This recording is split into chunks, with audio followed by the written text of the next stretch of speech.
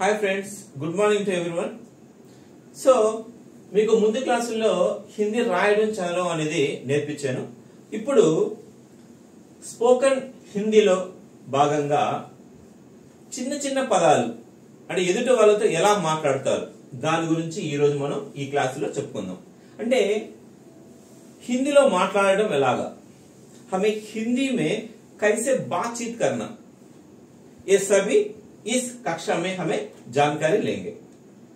అంటే మొట్టమొదటిగా మనం హిందీలో మాట్లాడాలి అంటే చిన్న చిన్న పదాలతో మనం మాట్లాడవచ్చు. దానికి ఒక చిన్న టాపిక్ ఉంది, అదేంటంటే విధి అంటారు. సో విధి అంటే హిందీలో कहने का ढंग అంటారు. कहने का ढंग అంటే మాట్లాడే పద్ధతి, అంటే the way of talking.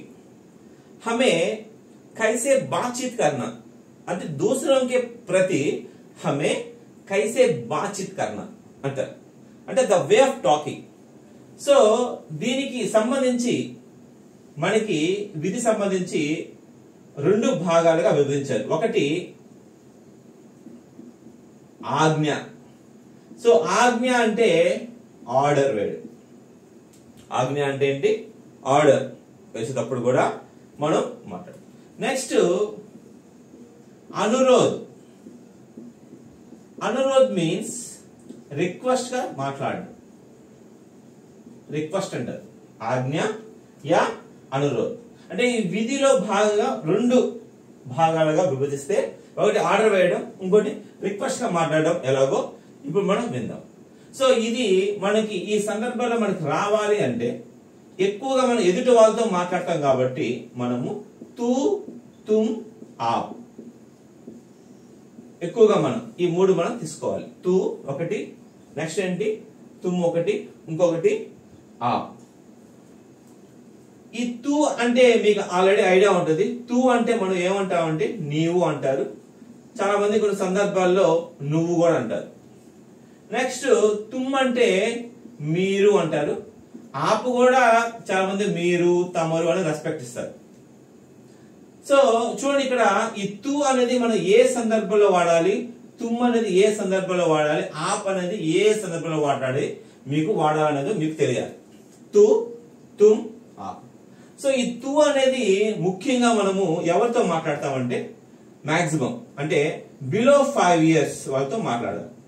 Below 5 years వాళ్ళతోనే మాట్లాడాలి తూ అనేది.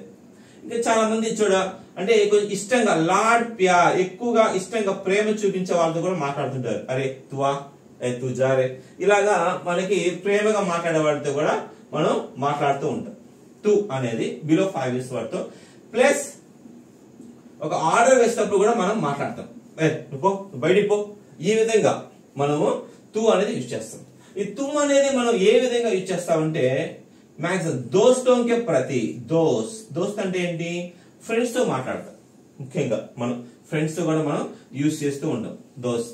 ఇంకా ఆప్ అనేది సో మనం ఏంటంటే కొంచెం సిటిజన్స్ వాళ్ళతో మాట్లాడతాం. ఇంకా రిక్వెస్ట్ వాళ్ళతో మనం ఎక్కువగా రిక్వెస్ట్ చేసేటప్పుడు మనం ఈ విధంగా మనం రిక్వెస్ట్ గా ఎక్కువ యూజ్ చేస్తూ ఉంటాం. Okay, yes, thank you.